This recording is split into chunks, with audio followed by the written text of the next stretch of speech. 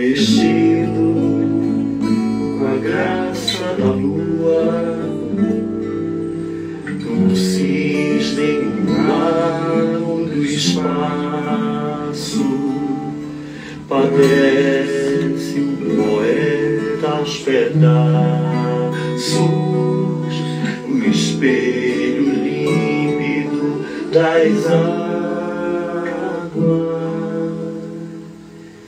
Narciso que cintila perdido, buscando no rosto uma casta, até que na espuma dos tempos salve a legião de afogados.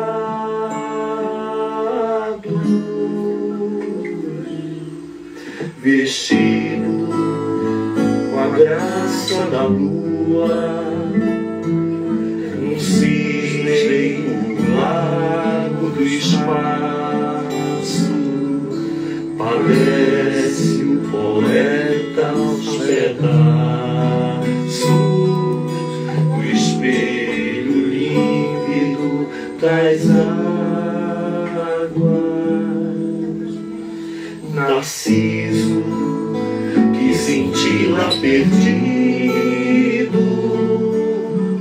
buscando no rosto uma casta, até que na espuma dos tempos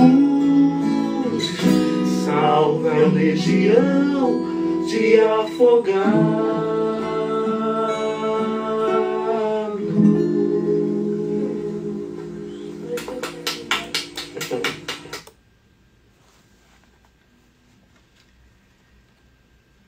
Poesia é coisa de mulheres, um serviço usual, reacender de fogos.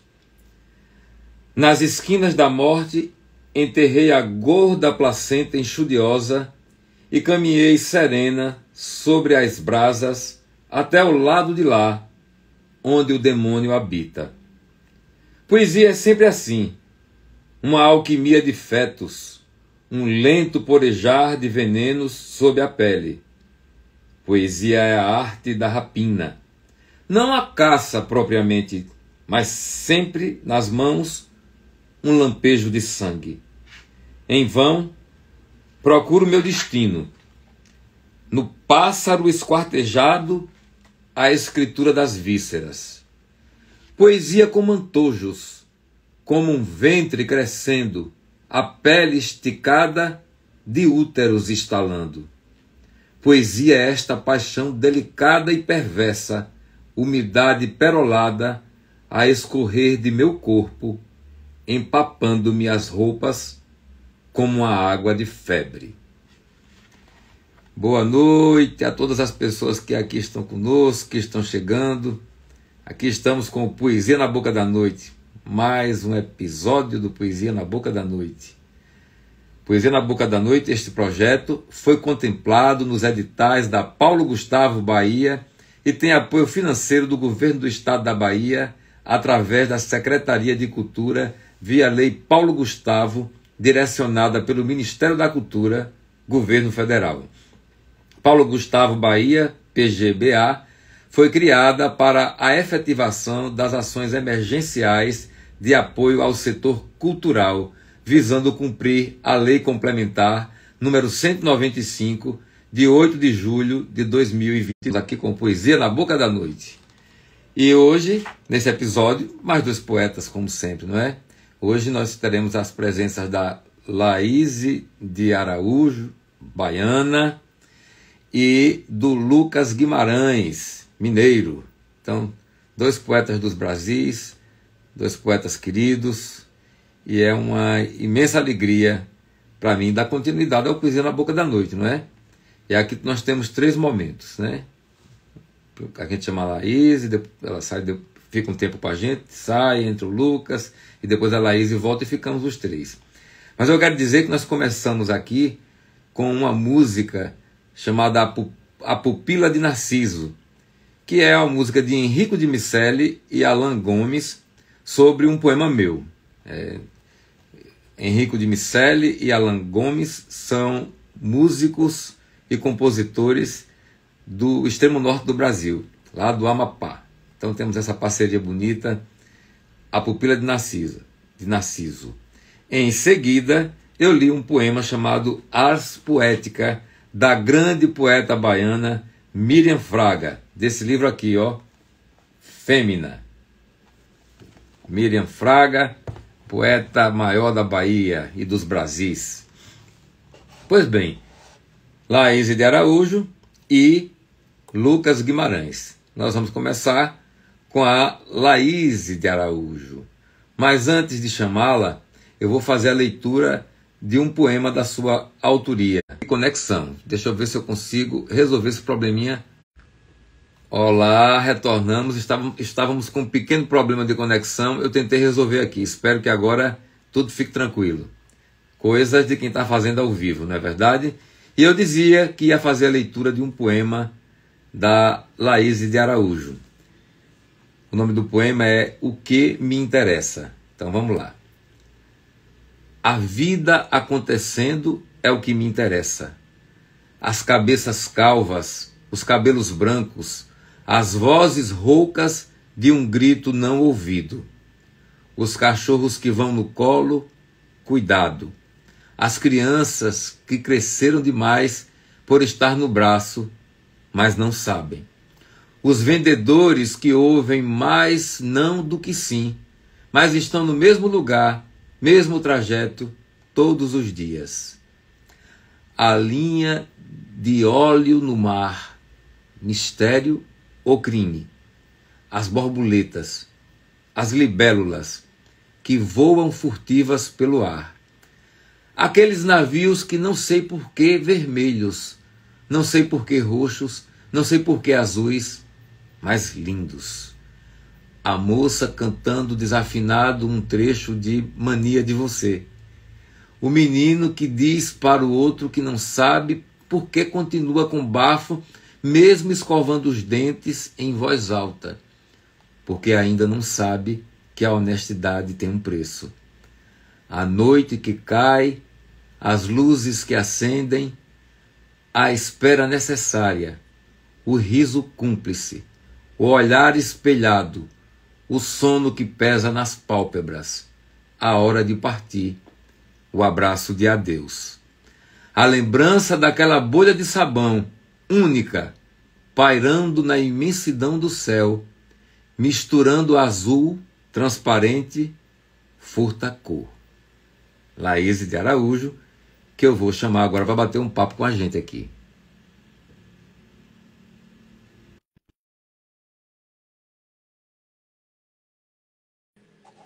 Oba, ela está chegando.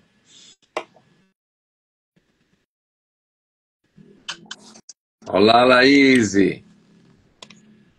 Tudo bem? Tem duas setinhas aí apontando uma para a outra. Você clicando nela, você vai aparecer.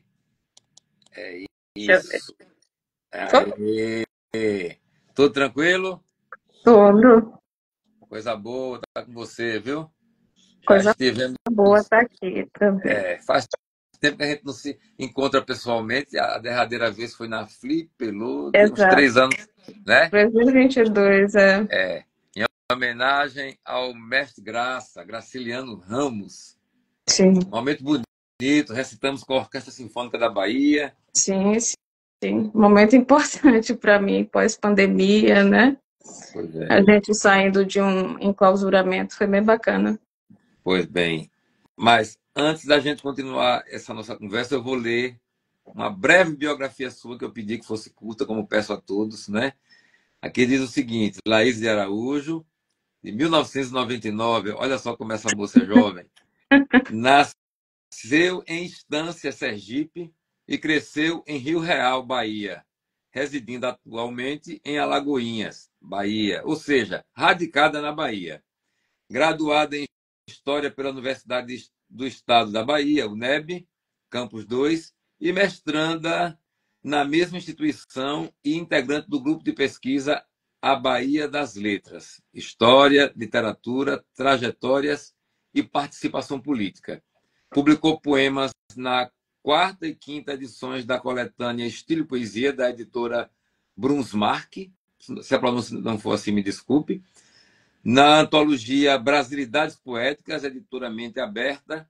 Na coletânea A Mulher e a Igualdade, projeto Aparere. E na antologia Narrativas Femininas Liberinas. Procede? Procede.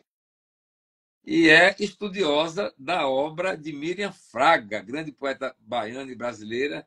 E eu comecei aqui o Poesia na Boca da Noite com um poema da Miriam, do livro Fêmina, que é um livro maravilhoso, com capa de Calazans Neto, que era seu grande amigo. Essa Não é capa, isso, Laís? eu acho que é essa capa eu acho que é do Caribé. É do Caribé, é? Se eu não me engano, não Ah, é. Poxa, eu tão acostumado com tudo ser Pedro do Calazans, Calazans, e sim. essa capa é de fato de Caribé. Me Sim. perdoem aí o erro, mas é o costume, porque ela tinha de fato, muitos livros publicados e muitas ilustrações do Calazans, né? Sim, a Mas maioria essa deles foram ilustrados pelo Calazans, mas tem um ou outro que é, são de outras pois bem, pessoas. eu resvalei nessa daí, caí na cilada. Bom, Sim. mas que bom que eu estou com uma estudiosa da obra de Miriam Fraga que foi em cima e me corrigiu. A Miriam foi uma grande amiga minha, uma grande incentivadora. Tive vários momentos assim de poesia, de intimidade, de amizade com Miriam Fraga. Eu tive esse privilégio. Mas nós estamos aqui para falar da sua poesia. Em primeiro lugar, você que tem 24, 25 anos, muito jovem, eu lhe pergunto, como é que se deu essa coisa, esse mistério, esse fenômeno, esse não sei quê da poesia na sua Ah, vida?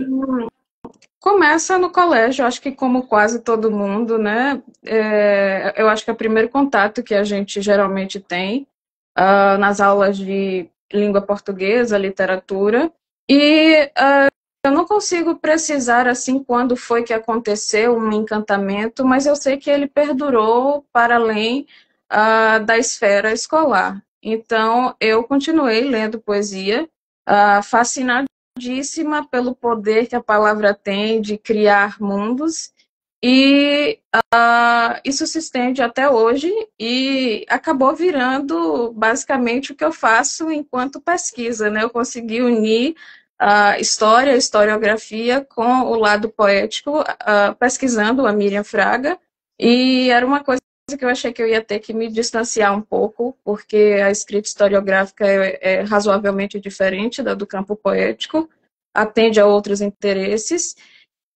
Mas, assim, durante a minha pré-adolescência e adolescência, que não faz muito tempo, eu comecei a ler algumas poetas latino-americanas, entre elas a Alejandra Pizarnik, que é minha poeta preferida, e a Cristina Peri Rossi, e eu fui me encantando pela poesia na língua espanhola, e que é uma língua um idioma que me fascina, A mim também. e eu estava aprendendo, então eu fui lendo a Alejandra Pizarnik, a Idea Vilarinho, a Silvina Ocampo, o Mário Benedetti, que é o poeta homem que eu assim mais admiro, e muitos outros.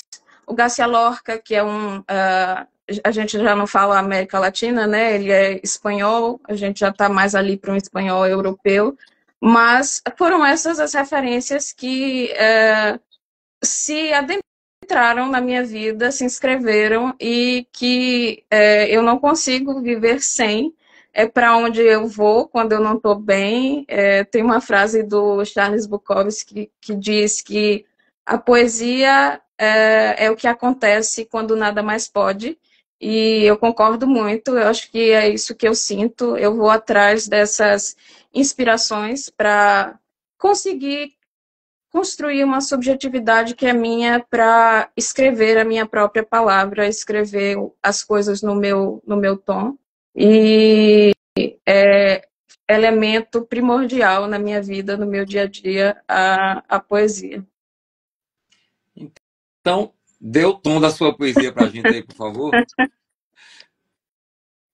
Eu vou ler um poema que se chama Corpo.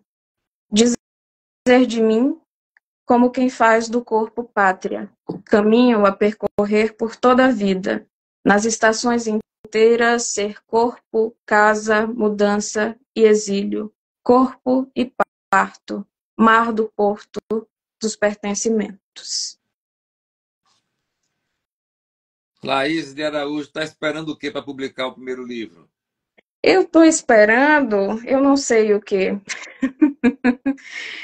Antes eu ficava dizendo que eu achava que não era hora, que eu estou muito jovem, mas o tempo está passando e eu já não sei qual é a desculpa que eu uso, porque eu não me sinto preparada para publicar. Eu não acho que eu tenho material suficiente com substancialidade para publicar um livro. E eu estou numa fase assim de mudança muito grande, lendo bastante e talvez percebendo que a poesia exige um trabalho, um esmero que eu não é que eu não tenha, mas que eu, lendo meus poemas, fico sempre com uma intenção de melhorar mais, melhorar mais, melhorar mais. E eu sou muito crítica, então eu fico sempre achando que não é o tempo ainda, não é o tempo ainda. E se eu te disser que isso aí não vai passar nunca, a questão de melhorar mais, porque a gente busca a perfeição. Eu busco Sim, a perfeição. Busco. Mas eu sei que eu não vou alcançar. Quando eu sim, entendi isso, não é que eu escreva um poema, pronto, maravilhoso. Nada disso. Eu escrevo e sei que não tenho condição de tratar, não é entender, de avaliar esteticamente aquela criação, naquele exato momento da criação. Precisa de um distanciamento, sabe, de semanas, às vezes meses, volta aí, sempre no meu caso, corta-se alguma coisa, entendeu? Mas mesmo assim, depois de publicado, ainda fica aquela coisa que, sabe, esperando por algo a mais. E eu lembrei dessa sua fala, eu lembrei de um grande poeta baiano, que foi muito meu amigo, já foi partiu para a minha cidade também, Adelmo Oliveira, um belo poeta. Ele dizia o seguinte: a gente tenta, tenta, tenta. De vez em quando, a gente consegue. Então, ali no sim, livro, você não vai conseguir só excelência, entendeu? Vai ter poemas que vão ilustrar, outros que são, sim, entendeu? Para chegar em algum poema que a gente diga, poxa, esse é o poema. Mas eu te digo também o seguinte, que você está jovem, ainda sim. é jovem, não tem que se preocupar com isso. Mas se você quiser publicar, pelo que eu conheço do seu trabalho, pelo que você mandou para mim hoje, você mandou hoje, tá com o livro na mão, viu? Um bom livro. Uhum. É. E parabéns aí pela produção. Eu já vou pedindo para que você diga outro poema para gente. Ok, deixa eu colocar outro aqui.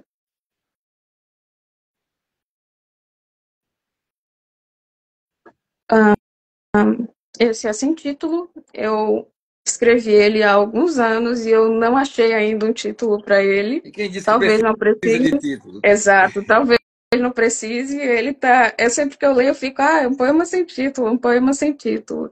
Enfim, tuas mãos, teu quase ser mulher, ser eu, me conhecer, pelos caminhos inventados, percursos deste corpo, um mergulho cego, impreciso nascer que brota intuitivo. As mãos que são tuas não podem me tocar, não conhecem em tato a espessura mais íntima de minha pele. Em tua fantasia, que já não sei se é tão tua ou bem mais minha, me dissolvo, me afogo, sempre em mim pelos teus olhos. Me esvazio dos líquidos que escorrem, dou-te o mel que necessitas. Te alimento profana e tu também me alimentas. Mas são minhas as mãos que me tocam, e é também minha a boca que está ao alcance de beber, beber de mim, do meu sangue, das minhas águas, do meu interior, deste meu gozo. Coisa que pulse e anseia o toque físico da realidade de todas as coisas. O que é este conto nosso, amor meu? Coisa sustentável, interior porque é para dentro, e real porque corrompe o ritmo banal do lado de fora, do correr da vida. Tudo é confuso nessa fusão entre imaginação e realidade. Quisera amar-te menos, mas este amor que cresce, nutre-se e fortalece-se com o passar dos dias.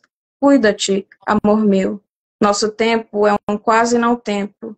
Quem medirá este romper de todas as coisas que não se abrandam para não morrer? Beleza de poema de Laís de Araújo. Laís, eu lhe pergunto, por que Miriam Fraga? Por que Miriam Fraga? Eu tenho comigo um compromisso que é de ler mulheres, mulheres e mulheres e mulheres o máximo que eu conseguir. E muito do que eu consumo intelectualmente é marcado por esse traço.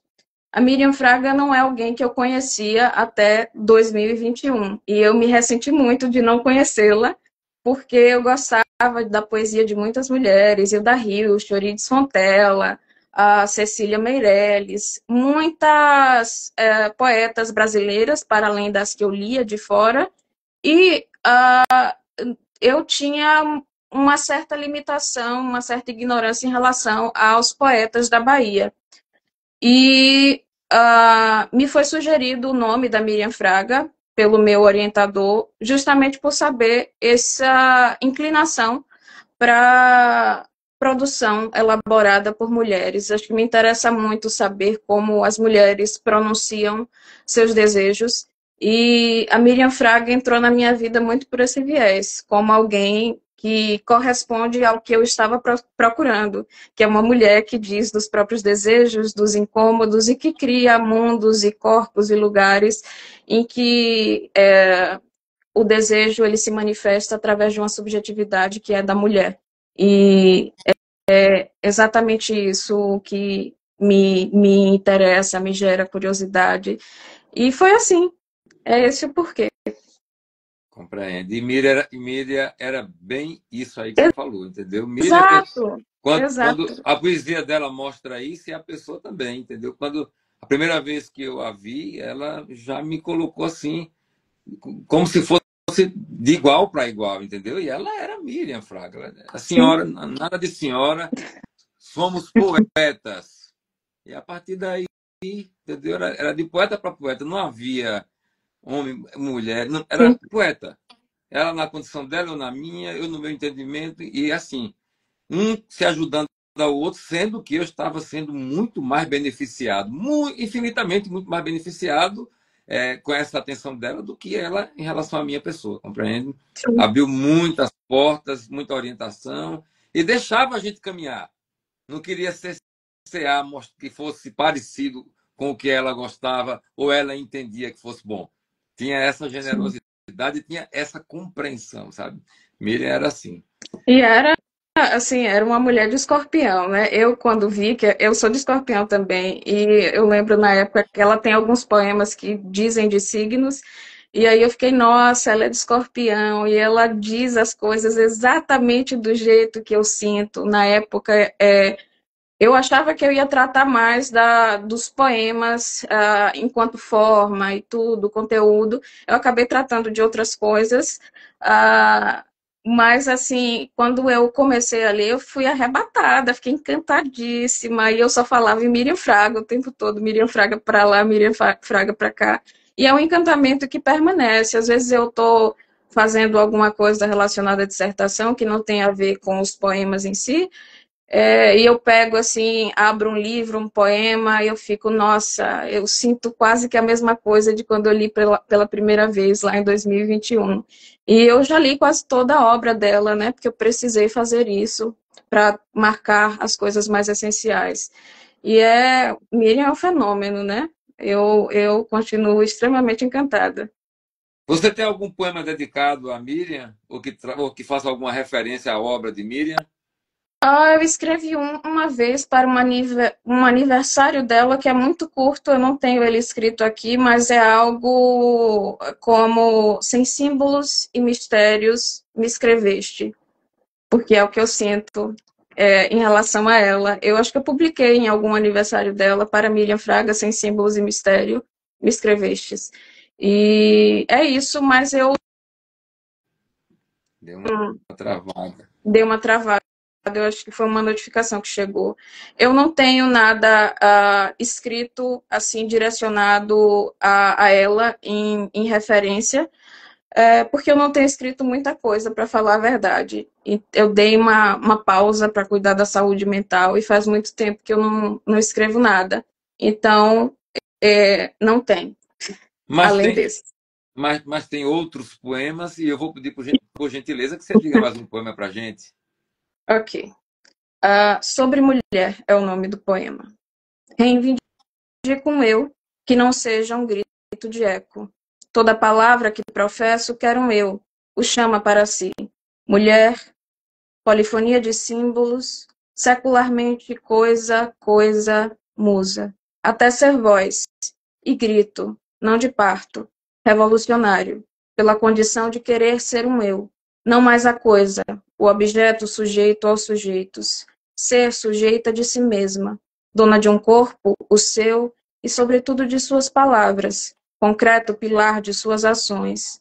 Quanto custa um eu? A insegurança, a fogueira, o feminicídio, ódio competitivo quase indissolúvel, o auto-ódio parido das palavras hegemônicas. Mulher coisa, mulher dor, mulher sofrimento, mulher da existência que para eles é ter que padecer, sentir na pele o avario da sobrevivência. Mas o corpo desvelado, no entanto, se levanta e dança desejante, ouvindo o tom de seus próprios compassos.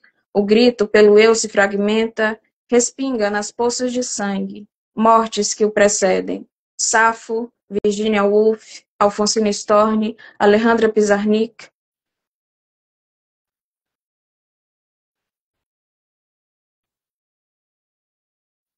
Que não disseram, não escreveram, não dançaram, não celebraram. O gesto de existir, gestar um eu, parir um eu, ser um eu. Até aqui um grito, esperando ser suave sussurro de ternura. Laís de Araújo, deu uma travadinha, não foi?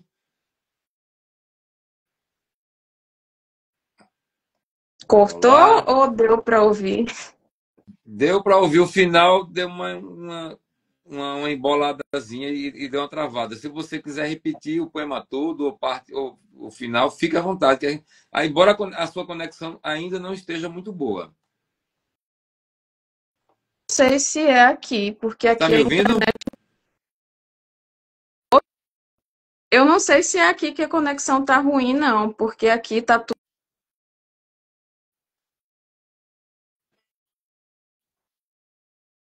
É engraçado que aqui também está tudo normal. Eu pergunto às pessoas que estão nos vendo, como é que vocês estão percebendo? Vocês estão me vendo bem e estão vendo bem também a Laís? Ou como é que está para a gente poder tentar resolver essa questão? Enquanto isso, eu vou saudando as pessoas. Tá falhando onde, Yolanda? A minha parte ou a parte da Laís? Para a gente ver. Acho que é com você mesmo. A Yolanda Costa disse que é você que está falhando. Que tá Uhum. falhando. Mas vamos da maneira que a gente pode. Deixa eu ver aqui a conexão, rapidinho. Tranquilo. Vocês estão me vendo bem, me ouvindo bem, ou está travando também a minha imagem?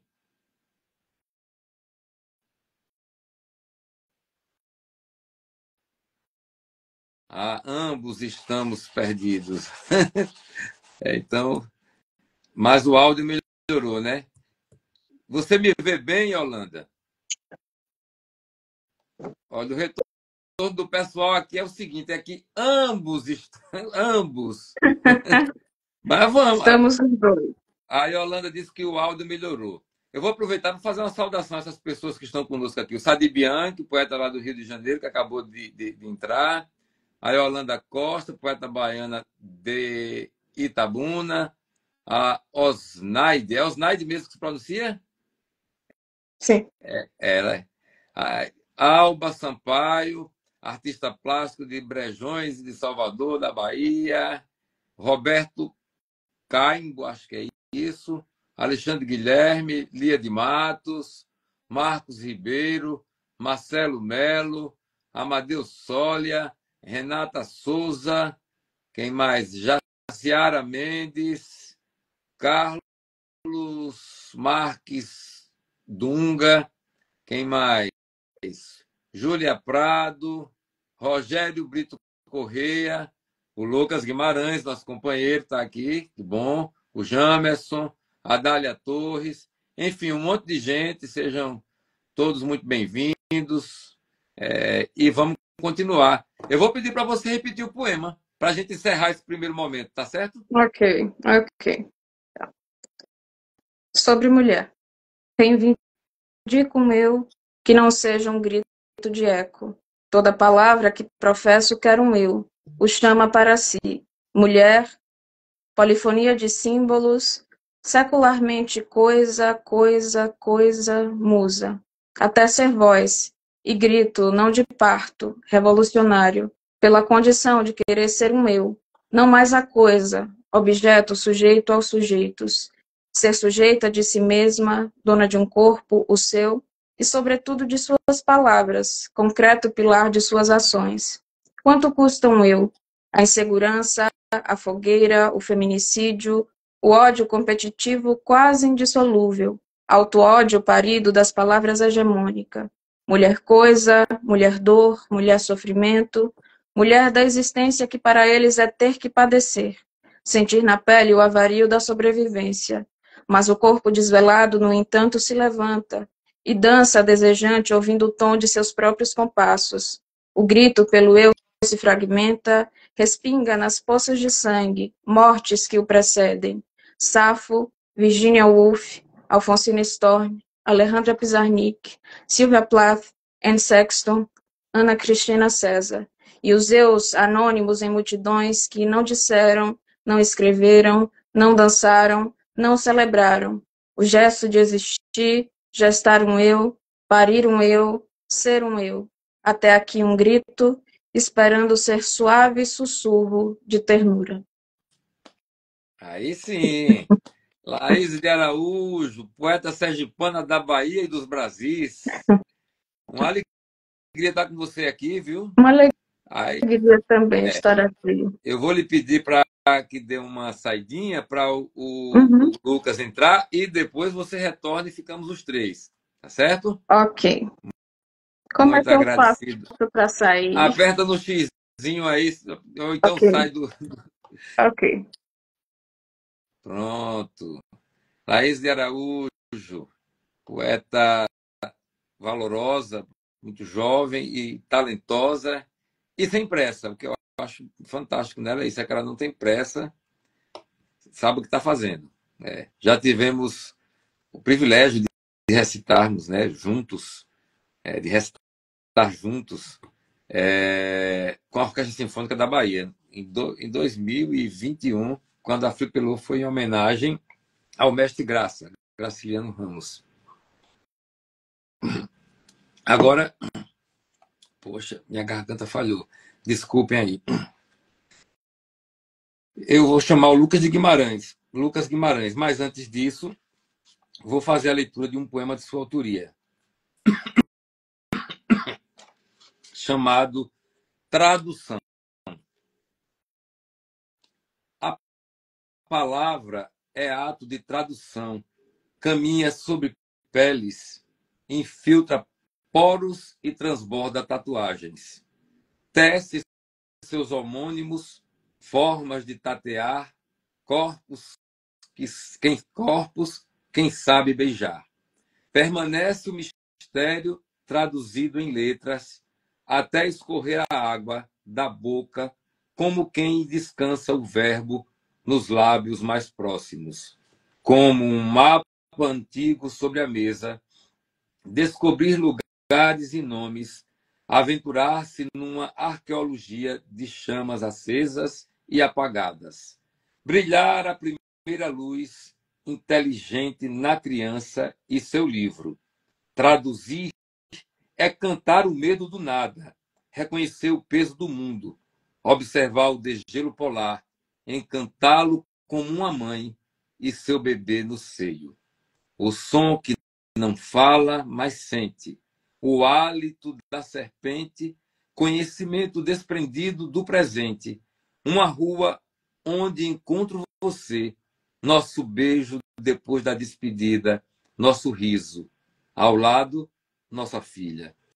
É início e fim, rua sem direção, pessoas sem direção, mundo sem direção, que não há louca necessidade de abraçar o amigo ou tocar o corpo inanimado de personagens da história e falar pela música ancestral e deixar-se guiar por uma enguia a caçar cardumes até afogar, ressuscitar.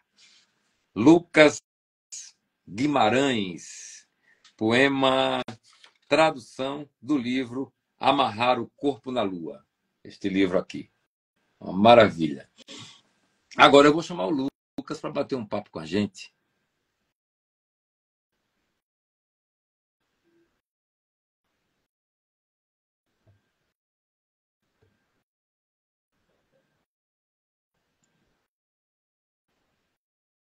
Tá chegando. Olá, meu amigo. Olá, grande José Inácio Vieira de Mello. Que Há quase satisfação. 20 anos sem nos ver. Como? Há quase 20 anos Há sem quase nos ver. 20 anos, exato. Em Ouro Preto? Sim, foi em Ouro Preto, mas foi também em Belo Horizonte. Como chamava? Lusofonia? Ah, sim, sim. Ou foi no Palácio das Artes ou foi no Instituto Cervantes. Instituto Cervantes. Cervantes. Isso mesmo. Coisa boa, cara, te encontrar, coisa boa mesmo. Esse seu livro, Amarrar o Corpo na Lua, tem me acompanhado assim, cara, é uma dádiva. Muito bom, parabéns por esse excelente trabalho, viu? Obrigado. É um livro, ao lado da Mariana Anelli, você e ela têm sido muito presente nas minhas noites, nos meus dias, lá na Caatinga, na Pedra Sol, deitado na rede. Então, eu quero agradecer de cara, assim, por esse presente que é a sua poesia. Pô, eu aqui tenho que agradecer por ter tido olhos atentos, porque eu tenho a impressão de que há muita gente boa. E o que não há são olhos atentos, notadamente no mercado da poesia. Então fica tudo um pouco difícil. E Mariana e a Anelli, pô, ela realmente... aliás, há que se falar que os poemas hoje, né, não da voz feminina, mas da voz das mulheres, é algo absolutamente impactante. É realmente algo que faz renascer a nossa condição de fruidor e de escritor, porque aí pensando em Humberto Eco, são tantos os autores quanto são os leitores, e as mulheres, a poesia, os poemas escritos por mulheres, eles têm um impacto absolutamente inaugural. É assim que eu diria. Concordo plenamente. É assim que eu diria. Realmente, não conheço a minha amiga agora, que vai ser a minha amiga de tela daqui a pouco, a Laís, mas já vi a força que ela carrega em si também. Então, pois é, tão jovem e tão talentosa. Muito jovem, muito talentosa e corajosa, porque há que se ter coragem na vida. Guimarães Rosa já dizia isso, né? Então, é isso. Essa poesia feminina, ela vai de encontro, inclusive, com um livro de ensaios que eu publiquei na França, que se chama, a tradução é A Escrita Poética como Patrimônio Imaterial da Humanidade. É um recorte, claro, que não dá para pegar todo mundo, é esse livro aqui. Não sei se dá para ver. Dá sim, dá para ver. Pela editora Harmattan. E nela eu traço uma forma de compreensão da prosopopeia poética e da poesia em si. E ela vem, de fato, ah, da voz intrauterina, quando a gente ainda está no útero materno, escutando aquela voz materna, independente de qual seja o contexto, mas que de alguma maneira nos faz existir porque nós a escutamos. Então, de repente, a gente toma consciência de si mesmo e não deixa de ser um local de proteção. E quando nós saímos do útero, nós saímos quase sem visão, e quando conseguimos ter algum tipo de visão, a gente imagina, já é uma forma muito abrupta para se sair do ventre.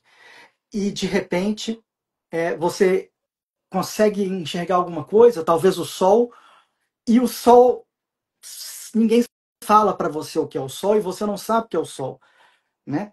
E a partir daí, você começa a conversar com o sol. E o sol começa a responder. É aí que nasce a prosopopeia poética e é aí que nasce a criação, de um modo geral, de toda a arte. É dessa maneira que eu enxergo. Ou seja, você no início citou um poema e falou assim, o primeiro verso é alguma coisa como poema ou poesia é coisa de mulher. De Miriam Fraga. Isso. Ars Poética, de Miriam Fraga. Maravilhoso. E aí nisso, eu tenho que concordar absolutamente. Eu também. Sempre concordei. Depois disso, para mim, entendeu? Passou a ser isso. Poesia é coisa de mulheres. E deixa eu lhe dizer, e é isso. eu esqueci o que eu quis dizer naquele momento, que eu falei de livros, de Sim. 2 livros que me acompanham. Dança no Alto da Chama, da Sim. Mariane Anelli, e Amarrar o Corpo na Lua, do Lucas Guimarães, entendeu?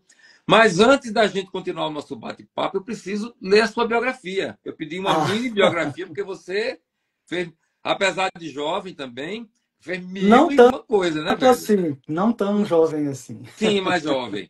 Eu tenho 57, você está com 46, eu tenho 11 a mais. Isso. Lucas Guimarães, mineiro de Belo Horizonte, 46 anos. Além de poeta, é pesquisador, filósofo, editor na França e gestor cultural, diretor de relações institucionais, bacharel em Direito no Brasil e mestre e PhD em Filosofia Política e Estética em Paris. Foi professor convidado 2017-2018 na Université Paris 8. Capacitação em políticas públicas para a cultura pelo Ministério da Cultura. Aí eu vou ler em português, vou tentar, né? Observatório de Políticas Culturais na França. Correto? Corretíssimo. Foi superintendente de bibliotecas públicas e suplemento literário de Minas Gerais pela Secretaria de Estado de Cultura e atualmente é diretor de Relações Institucionais e Internacionais de Concessionárias Culturais de Minas Gerais. Tem 7 livros lançados no Brasil e no exterior, México, França e Turquia, sendo 2 ensaios filosóficos e 5 coletâneas de poemas. Vai lançar em julho deste ano seu livro Outras Peles, pela coleção Círculo de Poemas. Procede? Procede, perfeitamente. Porque eu primeiro tinha que fechar essa parte, né, de apresentar o Lucas Guimarães. Lucas, é uma satisfação, sabe, assim, estar aqui com você, ouvindo esse seu conhecimento, essa sua sabedoria. Mas eu quero cortar para um lado, assim, fazer uma pergunta que eu tenho muita vontade de fazer a você. Você tem uma intimidade com os grandiosos músicos e poetas do Clube de Esquina, da altíssima música brasileira. Sobretudo com o Bituca, o Milton Nascimento, com o Márcio Borges. E eu gostaria de saber como foi que se deu essa aproximação e o que representa para você esse grupo extraordinário de artistas. O Clube da Esquina, ele está na prateleira da Tropicália, está na prateleira da Vanguarda Paulista, com a Rigo Barnabé, Itamar Assunção, etc. e tal. Ele está numa prateleira muito alta. O Bituca, propriamente dito, ele é uma entidade, ele não é um ser humano. Verdadeiramente, e eu tive sim, isso que você falou é verdadeiro, e a, a- acompanhá-lo dia a dia, anos e décadas, né, a fio, me fez entender o que não vou jamais conseguir traduzir, que ele é absolutamente fora de qualquer caixa, tem uma genialidade, a quantidade de pessoas que, entre aspas, fazem uma migração para conhecê-lo, e aí eu digo do exterior inteiro, do Brasil inteiro, que vão, porque assim, é algo originário, como foi Dorival Caymmi, é o Milton Nascimento e é o Clube da Esquina. Tavinho Moura é um gênio, é um verdadeiro gênio. Aí tem os letristas, o Lô Borges é outro gênio, tanto que Clube da Esquina, o disco que acabou dando nome ao movimento, aquele momento, aquele encontro, é o que? É um disco em que Bituca convida o Lô Borges, que era o pique-ruchinho da família Borges.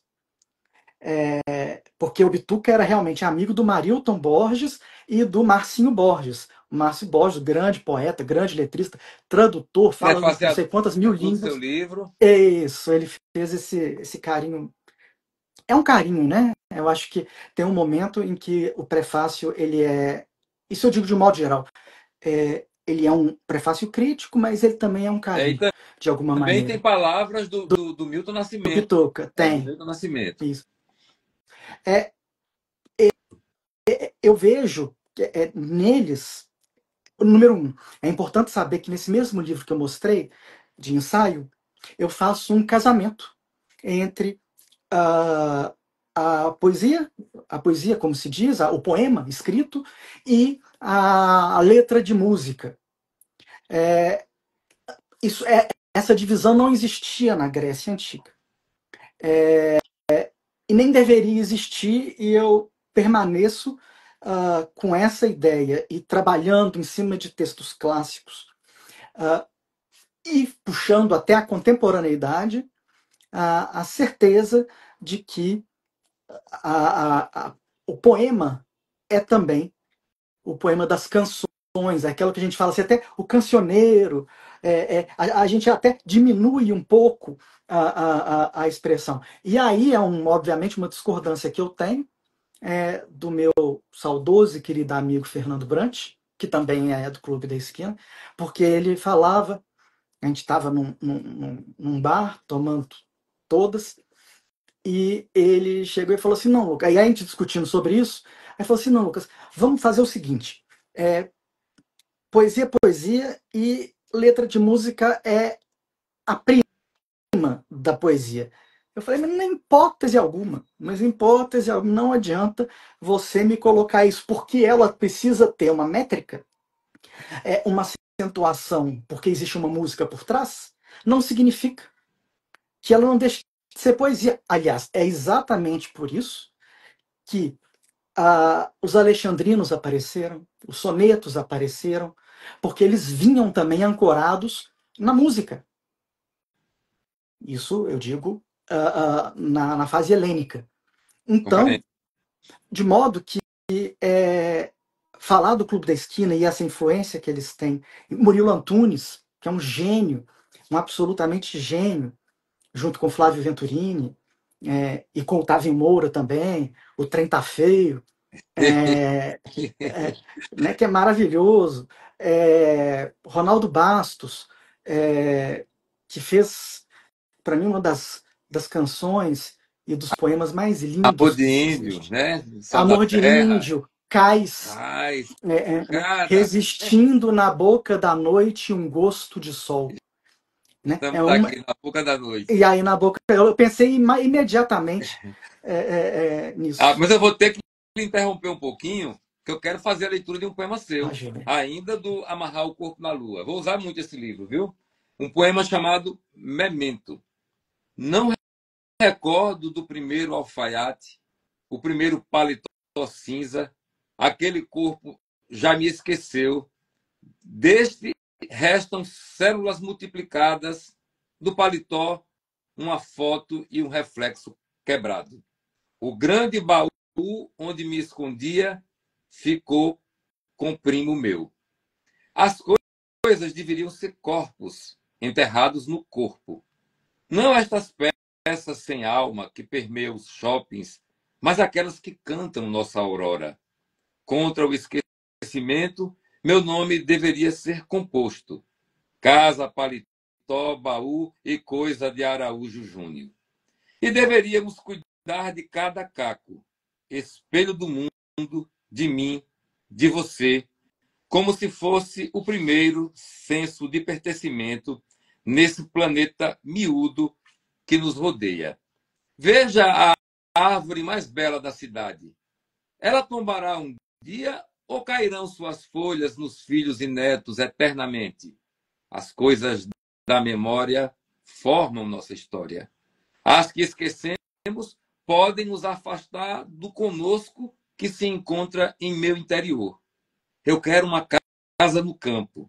Repete irrefreavelmente a música ao fim do memento. Lucas Guimarães, que lindo poema. Esse poema, eu acho ele com uma pegada mais lírica, né? E ficou lindo, eu não posso deixar de... tá até no meu Instagram, não sei se você chegou a ver, a Denise Stoklos e a Alessandra Maestrini fizeram de presente uma gravação que eu recebi delas, e no final, né, eu quero uma casa no campo, é uma música que eles cantam muito, claro, mas que é de Tavito, que é mineiro, ou seja, que era do Som Imaginário, a primeira banda que o Bituca teve, e que horrorizou todos os jazzistas que estavam aqui na época, sobretudo o Wayne Shorter. Enfim, ela aparece a voz deles cantando junto no finalzinho, assim, eu quero uma casa no campo, Alessandra Maestrini com aquela voz linda que ela tem, e aí continua atrás essa melodia e a voz, a maior voz, talvez do mundo, Elis. que é Elis. Hoje eu já considero, na minha visão, não a maior do Brasil, mas a maior do mundo. Ela está ali com Sarah Vaughan, com Ella Fitzgerald, com Edith Piaf, com Mercedes Sosa, com todos que já passaram por aí, com Maria Callas, enfim, independente, ela realmente era uma maravilha e a maior paixão do Bituca. Eu vi o documentário, fiquei fascinado, coisa é o que você falou, o Milton, como não há como explicar, é uma entidade ou um outro nome que para ele eu daria seria poesia. Entendeu? O Márcio Borges, vira e mexe, ele fala assim, a gente conversa, tal, num bar, num lugar qualquer e tal. Aí teve um dia que ele falou assim, não, o Bituca é nosso Buda negro. Porque é isso, é a tentativa de nominar o inominável. Eu gosto mais, inclusive, disso que você falou. Ele é poesia. Ele é poesia. A existência dele é poesia. Mas eu gostei dessa coisa do Buda preto, Buda negro, porque nós temos o preto velho da música popular brasileira, que é Gilberto Gil. Isso. E o e os dois são irmãos, né? Buda mesmo. Gostei muito. E eles são irmãos, fizeram um disco juntos, etc. Então, assim, eles sempre estiveram muito, muito, muito próximos. É um grupo que, obviamente, está sempre junto. Desses, a gente está falando, na verdade, dos deuses do panteão, né? Aqui. E que são música. Aí é aquilo que você falou, não é? Não tem livros de poemas publicados, mas que são poetas imensos, imensos. Como é que pode haver um poeta maior do que Caetano Veloso? Não há. Isso, entendeu? Não há. Isso. E aí você vai, aí eu escuto e falo assim, não, isso daqui é poesia, isso daqui é letra de música. Assim, não, É poesia. Agora, se é boa ou se não é, é a mesma Exatamente. coisa de você ler um livro e falar se é bom ou se não é. Sentir que é bom ou que não é bom, de acordo com os critérios que cada um tem. Porque também é uma obra aberta. Mas deixa eu te fazer outra pergunta, saindo do clube da esquina e voltando para a sua infância, sei lá, adolescência. A coisa que eu perguntei inicialmente à Laís.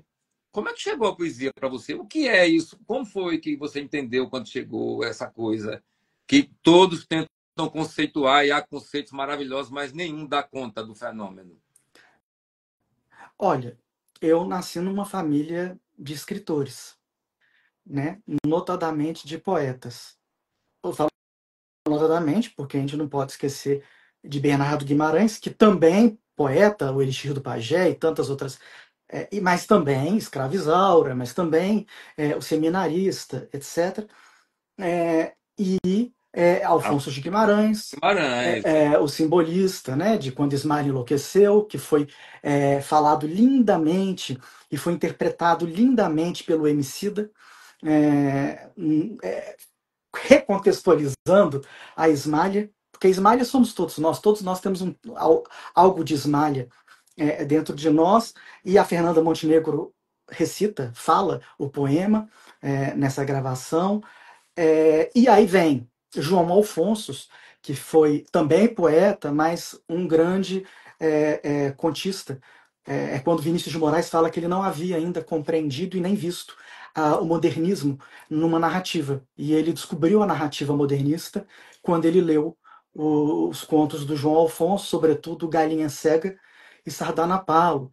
E aí, depois disso, vem Alfonso de Guimarães Filho, que também é do modernismo, só que da geração de 45, porque João Alfonso estava na geração de 22. Aí vem a geração de 45. Aí depois disso, vem o Afonso Henriques Neto, meu primo, que é fundador, historicamente, né, como se estuda, historicamente ele, junto a Eudoro Augusto, que era de Brasília, quando Afonso Henriques também morava em Brasília, eles são os fundadores da famosa geração mimeógrafo, geração marginal, e aí tem casos maravilhosos para se contar a respeito disso. Então, até chegar à minha geração. Então, tem até esse livro aqui, que foi lançado há pouco tempo, Correntezas em Tinta e Versos, 4 séculos de poesia na família Guimarães. Porque esse é uma organização do Afonso Henriques Neto, que pega o primeiro poeta, João Joaquim, até chegar na nossa... E ininterruptamente tinha um louco escrevendo poesia. Então, para mim, respondendo de maneira objetiva, agora, depois desse contexto, eu convivi com vários escritores e poetas, então eu sabia desde pequeno que a poesia ela existia, que o poeta existia, ele era de carne e osso e morria. É a primeira constatação que eu tive na vida, no lado da poesia. Aí depois, com 3 anos, eu escrevi o meu primeiro poema e entreguei para minha mãe, que chamava Poesia no Céu. 3 versos. diga aí pra gente, por É favor. bobinho, mas Você tinha 3 anos. tem a lua colorida, azul, amarela e vermelha. E o anjinho está lá sozinho no arco-íris. E a menina, que era muito grande, buscou ele. É isso. Muito bonito. E depois disso, eu pegava o próprio Alfonso, que é realmente uma fora da curva da literatura de língua portuguesa, e aí que eu fazia? Eu pegava pedaços de poemas dele e tentava, a partir daquilo, escrever eu mesmo. Aquilo era uma tragédia, é claro. Mas foi assim que também foi. Aí eu tive a coragem, com 11 anos, de apresentar alguns poemas meus para o Alfonso de Guimarães Filho e para o Afonso Henriques Neto. E ali começou a haver uma troca imensa, são os meus professores. Eles e o Manuel de Barros. E você falou em Manuel de Barros, e esse seu poeminha de 3 anos de idade me levou direto para Manuel de Barros. Pois é uma coisa impressionante para você ver como é que é a limpeza completa das palavras. Por quê? Porque a palavra, no final das contas, existe uma linha que pensa dessa maneira, que a poesia, quanto menos palavras tiver, mas que mais impacto nos der, é a melhor poesia, porque ela, na verdade, ela amplia o mundo poético. Ela Exatamente. amplia tudo. É daí que vem, inclusive, os haiku, ou haikais, etc., que é aquela coisa que é muito... não é uma coisa que eu faço, já fiz vários, mas nunca para publicar, mas eu entendo que é isso, Manuel de Barros é isso também, é aquela coisa. Primeiro, ele mesmo se autodefiniu diversas vezes. Eu ia à casa dele o tempo inteiro, em Campo Grande, Mato Grosso do Sul, e lá ele era absolutamente apaixonado com Alfonso de Guimarães. Aí ele trouxe da primeira vez do escritório uma obras completas do Alfonso de Guimarães e toda rabiscada. Ele falou que livro tinha que ser rabiscado. E ali eu tive a coragem também de entregar a primeira vez. Aí eu recebi tudo com um tanto de anotação, etc. Aí, e continuamos. Então eu falo que são os meus professores. E foi aí que eu vi que não é uma questão de escolha fazer poesia. Honestamente, eu não acho que seja uma questão de escolha. É uma questão de sobrevivência. Pelo menos eu posso falar assim que em tudo que eu passei, e passo atualmente há mais ou menos 4 anos por questões de saúde bastante delicadas, e por isso eu agradeço por você emprestar sua voz para ler os meus poemas. Uma honra para mim, uma honra. O que me salva é a poesia, todos os dias. Questão de saúde. Existem doenças e doenças, não é? E eu lhe digo que o que me sustenta vivo, e numa fase anterior muito crítica, foi isso que você falou aí, chamado poesia. É o que confere sentido à minha existência, porque caso contrário... E aí é que eu gosto de Kant na Crítica da Razão de Julgar, que ele fala que a poesia é a arte mais sublime que existe. Tudo bem que ele ainda trabalha com conceitos metafísicos, porque ele estava na época dele, imagina, é um iluminista, século XVIII.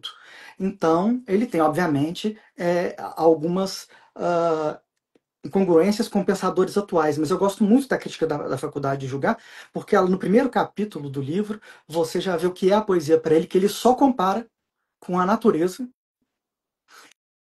e com as grandes construções arquitetônicas da humanidade, como as pirâmides, etc, etc. E eu acho que é por aí. E ela é, para mim, e o Amarrar o Corpo na Lua, até o nome do livro, é isso, é uma boia de salvação. Eu tenho hoje, foi diagnosticado, demorou muito o diagnóstico, então perdi muitas funções cognitivas, motoras, etc. Mas eu tenho porfiria aguda intermitente, que é a doença que a Paula, filha da Isabel Allende, teve, e que em 1994 a Isabel Allende escreveu um livro que chama Paula, o nome é só isso, para falar daqueles momentos. Mas é lindo o livro, é de um lirismo incrível e ao mesmo tempo tem toda uma estrutura atrás, um contexto político, ainda no Chile, aquela situação toda pela qual o tio dela, Salvador Allende, passou, o pai dela passou e ela teve que sair correndo, foi para a Espanha e hoje, depois de, já há décadas, mora nos Estados Unidos e é a latino-americana mais vendida no mundo, né? Enfim, é algo que, se não for... Aí eu vou lembrar do Alfonso de Guimarães Filho, que tem um poema que chama Poema Sonhado. E só um verso, e esse verso ele sonhou mesmo, e a esposa dele, Imirene, escutou, anotou num papel, e disso daí ele fez o poema inteiro. Mas o verso primeiro é: se não for pela poesia, como crer na eternidade? Eu acho que é por aí. Poesia é isso. Que beleza, meu camarada, que beleza. Você que já passou por umas dezenas de cirurgias recentemente, você não é isso? Eu falo assim que alguém fala comigo, né? Hoje eu tô fora de hospital E aí alguém fala assim, não, eu vou à sua casa, porque ficam preocupados comigo, etc. Não, não, pode deixar que eu vou à sua casa. Fala assim, não, pelo amor de Deus, pensa num café, num bar, num boteco, não sei o quê, porque eu não suporto mais, primeiro, cheiro de hospital, aqueles corredores brancos, são todos maravilhosos dentro de um hospital, claro. E ainda bem que existem as pessoas que aguentam aquilo ali. Mas eu gosto muito da vida. Tem muito poema nesse Amarrar o Corpo na Lua. Eu ainda não havia perdido determinadas funções cognitivas, e ele vem todo esbarrado nisso. E até poemas que são muito anteriores a 2022, que foi quando basicamente esse livro foi gestado, eu os refiz por completo dentro desse contexto pelo qual eu vivia e vivo. Só que ainda naquele momento, e o próximo que vai sair no Círculo de Poemas, Outras Peles, também tem disso, mas tem também muito de identidade. Porque existe sim um branqueamento histórico de pessoas extraordinárias, e existe também um apagamento da história, e na minha família também ocorreu isso. Nós há pouco tempo descobrimos que Bernardo Guimarães não era um branco, era um mulato. E Bernardo Guimarães, né, meu avô meu pai era paulista, meu avô pernambucano, o meu bisavô mineiro, meu bisavô mineiro é o Bernardo Guimarães, porque Francisco Alvim é a Maria Amélia Francisco Alvim, que é a mãe de Chico Buarque. E, ao mesmo tempo, nós entendemos, então, que existe o lado verdadeiramente mulato e existe o lado indígena dos Krenak. Descobrimos a Zenaide, que era a esposa de Alfonso de Guimarães, o simbolista, ela era neta de Anira Krenak. Eu converso muito com o Ailton Krenak sobre isso. Nós nos chamamos de primos também por conta disso. E esse Outras Peles vai para esse outro lugar. Mas por que ele vai para esse outro lugar no contexto em que eu vivo? Porque o contexto em que eu vivo é aquele contexto da corda bamba equilibrista. Hoje eu estou bem, amanhã eu posso não estar. Hoje eu estou aqui, amanhã eu posso não estar. Isso, obviamente, se refere a todo mundo, mas no meu caso, existe um tic-tac, tic-tac, tic-tac, mais específico na questão de vida, na questão de existência. E por isso, os meus caminhos foram para esse lado. Não só nesses 2 livros, mas também no próprio Exílio, que foi o livro anterior, O Lago das Incertezas. Tem muito disso também. Tá certo. Escute só, Lucas. Eu vou fazer a leitura de um poema seu que eu gosto muito. Gravei tomando café. Depois vi que o Antônio Fagundes fez uma gravação belíssima desse poema, que é o Etéreo. Isso. Aí depois a gente vai chamar a nossa companheira Laís de Araújo para bater papo com a gente também. Etéreo. Eu refiz meus passos lentos, eu risquei seus ventos fortes quando me disse adeus. Eu joguei a areia ao céu, eu busquei furacões para convencer você que os grilos são pinças, que as onças pintadas são lindas, que as gotas de chuva são pintas no céu, no telhado e nas janelas. Eu pintei um quadro em branco para desenhar você. Lucas Guimarães.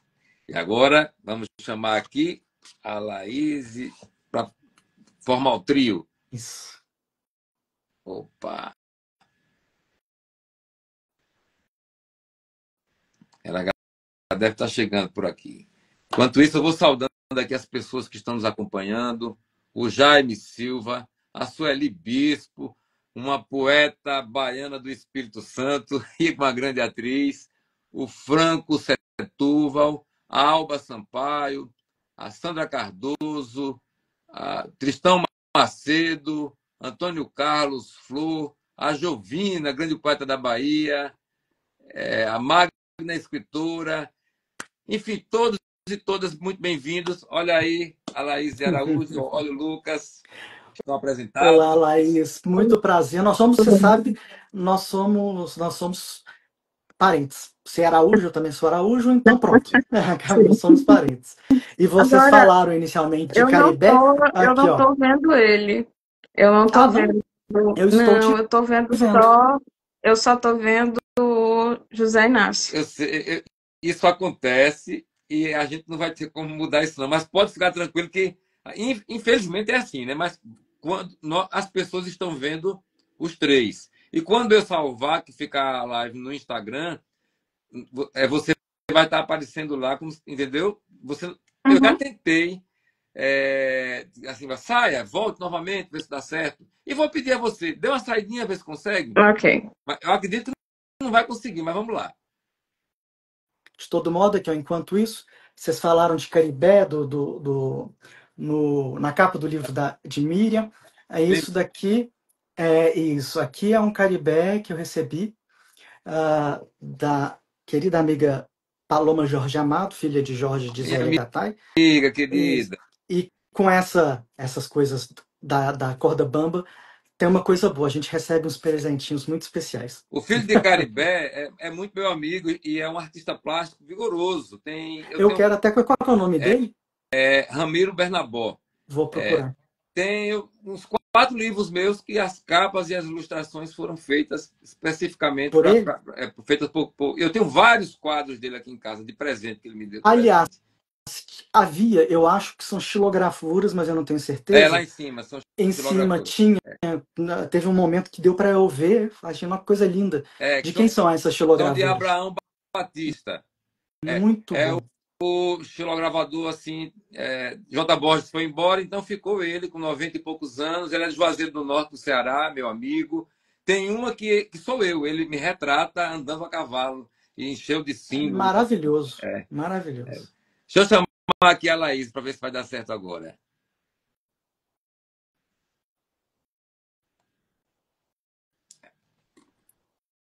E aí, Laís, cadê você? Agora sou eu que não estou vendo a Laís. E agora? Agora estou vendo, Laís. Nós estamos te vendo. Você consegue ver os dois? Não, só consigo ver você, José Inácio. Então, infelizmente, nós vamos ter que continuar assim. Coisas Tudo bem. da tecnologia que eu não sei como resolver. Né? Já aconteceu outras vezes, mas enfim. As pessoas estão vendo os três e vai ficar gravado. Estamos aparecendo aqui os três, entendeu? Ok. Laís, eu vou pedir assim de cara que você faça uma pergunta para o Lucas. Ele respondendo, em seguida vai fazer uma pergunta a você também. Geralmente a gente tem algum verso preferido na vida. A pergunta que eu faria é qual o verso que ele tem assim de memória, que seja um verso preferido ou um verso que eu tenha marcado profundamente. Laís, você não facilitou, né? Então, eu vou tentar de todo modo, eu vou falar 3 que vieram à cabeça. Um que eu citei, eu não sei se você estava nos acompanhando, que vem dentro de uma canção, Cais, de Milton Nascimento e Ronaldo Bastos, que é Resistindo na boca da noite um gosto de sol. Eu não vejo, eu acho de uma perfeição absoluta. Depois, uma também que eu já falei, que é Se Não For Pela Poesia, Como Crer na Eternidade, de Alfonso de Guimarães Filho. E a terceira é de Pablo Neruda, que é Puedo escrever los versos mais tristes essa noite. Posso escrever os versos mais tristes essa noite. E é um poema muito puxado, muito forte, porque também ligado à ditadura, porque também ligado aos amigos que morrem. Aquilo tudo que se viveu, né? E que se vive, aliás, porque o tempo, do meu ponto de vista, não é cronológico, ele se sobrepõe. Eu acho que são esses 3. Desculpa, você queria um verso, eu consegui falar 3. Lucas, aí eu peço a você que faça uma pergunta a Laís de Araújo, por gentileza. Laís, primeiro, fiquei encantado com a sua seu perfil, a forma muito firme para falar. Eu não tenho essa firmeza de jeito nenhum. Fiquei encantado com seus poemas. E aí eu queria fazer duas perguntas em uma. A primeira é o que é você que mesma disse, que faz de uma certa maneira a sua formação a partir da leitura de, aí você, entre aspas, de mulheres, mulheres, mulheres, mulheres. E ao mesmo tempo, esse mundo em que vivemos de hiperconectividades e informações, não necessariamente verdadeiras, mas uma gama de informações, você considera, a partir desses dois pilares, desse mundo que engrandeceu demais e que ao mesmo tempo ficou na palma da nossa mão de uma certa maneira, e com essa sua relação, e por você também ser essa voz das mulheres, mulheres poetas, porque eu considero isso um fenômeno verdadeiro, sempre existente, mas silenciado, você conseguiria falar características dessa geração? Características que unem, obviamente, porque é uma diversidade enorme. Mas o que para você seria talvez uma espinha dorsal dessa geração? Dessa geração que está sempre conectada, né, no caso? Eu não vou falar millennials, eu não vou falar nada disso, porque eu acho que é mais do que isso. Mas, bom, é a turma que está aí se apresentando. Olha, Você, eu tenho um sério ou seja, todo mundo que está ainda por aqui e que não é da velha guarda, porque tem muita gente da velha guarda, né? Eu tenho um problema que é assim, eu me vejo muito mais velha do que eu realmente sou. E às vezes eu tenho que lembrar, olha, você tem 25 anos, ainda tem tanta coisa para viver, e eu ando assim pela vida, nossa, muito madura e tudo mais. Então eu não me identifico muito com o pessoal assim da minha idade e tudo mais. Então eu acabo tendo uma grande conexão com pessoas que são mais velhas que eu. É óbvio que não é o pessoal da velha guarda, mas pessoas que já têm alguma carreira consolidada, vamos dizer assim. E aí entram pessoas que eu acho extraordinárias, que são a Bruna Mitrano, a Evelyn Blaut, a Mariana Basílio, a Mar Becker. São pessoas que são jovens, mas que têm nelas algo de antigo, vamos dizer assim. Eu vejo que é muito difícil num cenário em que está tudo disponível, as pessoas valorizarem, talvez, a substancialidade de determinados conteúdos. Então, na internet é muito, muito difícil, às vezes, você conseguir espalhar, compartilhar de uma maneira muito ampla poemas com diversas temáticas. E quando diz respeito ao feminino, eu acho que não existe ainda, talvez, eu não diria aceitação, mas um ver com bons olhos essa pronúncia das mulheres de um desejo que é delas, né? E escolher escrever sobre isso, escolher falar sobre isso, escolher criar uma subjetividade que diz disso, não reivindicando propriamente essa coisa de eu estou escrevendo algo que é feminino e é tudo delimitado por isso especificamente, mas a Rosa Monteiro tem uma frase que ela disse depois que alguém perguntou a ela: Nossa, você escreve livro para mulheres, você escreve livro para mulheres, seus protagonistas, os protagonistas dos seus livros são todos mulheres. E aí ela diz: Não, eu estou falando da condição humana, eu estou falando de quem compõe mais de 60% da população mundial. Eu não estou fazendo um livro para mulheres, o que me interessa é dizer da condição humana no mundo e acontece das mulheres serem protagonistas. Eu acho muito positivo que muita gente jovem mulheres jovens têm pronunciado essa palavra que diz do desejo de construir uma subjetividade que diga do corpo, que diga de si, porque eu acho que é essa questão. Existe um feminino que é construído por homens, que foi construído secularmente por homens, e que não é ruim, não é feio, não é algo para ser negado, esquecido, mas que em alguma medida é limitado por algo que é o estar de fora, o ser o outro. Então, você tem, quando a mulher quer pronunciar a palavra, dizer na primeira pessoa, alguém que está resgatando um direito à própria subjetividade, um direito a pensar a si mesma e não perceber a si mesma através do pensamento de outros. Eu acho muito positivo quando eu vejo que muitas meninas, muito jovens, estão já construindo essas narrativas e ocupando espaços, né? Eu faço, às vezes, alguns cursos pela Casa da Rosa, pela Casa das Rosas, por outras instituições, geralmente online, né? Porque não dá para estar viajando assim com muita frequência.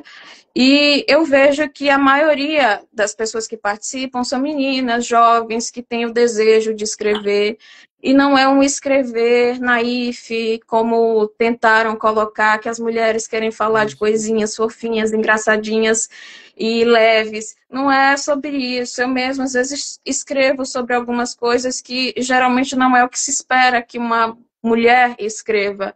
Eu tenho poemas eróticos, eu tenho poemas homoeróticos, eu tenho poemas que são pornográficos. Então, eu estou construindo um caminho que versa com o direito de dizer dos meus desejos, das minhas fantasias, e eu acho que isso é muito positivo, apesar de não haver uma amplitude. E daí vem a minha questão com a falta de pressa para publicar alguma coisa, né? Eu não sei se eu estou respondendo, ou estou no caminho de responder a pergunta, mas eu acho que é isso. Essa hiperconectividade nem sempre conecta as pessoas. Há um excesso de informações muito soltas e às vezes é muito difícil de nós nos encantarmos com tudo que consumimos, né? É normal que seja assim, porque essa hiperconexão, como é que eu posso dizer? Essa hiperconexão, ela não visa aprofundamentos, né? Ela visa a coisa rápida, e esse não é o tempo da poesia, né? O tempo da poesia é o lento, lento, lento tempo da poesia. Perfeito. Não, só para falar, você respondeu perfeitamente bem e você tocou em algo que eu também concordo, que é a poesia feminina. Ela não é feminina porque é a mulher, mas ela é, sobretudo, feminina porque é a mulher que escreve. Ou seja, porque ela está ali a escrever da mesma forma a poesia homoerótica que a gente não falou aqui, da mesma forma em que a gente fala de ancestralidade, no caso dos povos originários, etc., e dos afrodescendentes. Isso tudo eu acho que faz parte, de alguma maneira, de uma coxa de retalhos, na qual a gente, de alguma forma, se insere ou se abraça, de alguma maneira. Mas o que eu vejo, a minha pergunta foi porque eu considero, de fato, as grandes vozes da poética, não digo só brasileira, eu estou dizendo naquilo que eu tenho acesso, tanto no Brasil quanto no mundo, a pulsão de vida que existe na poética dita feminina,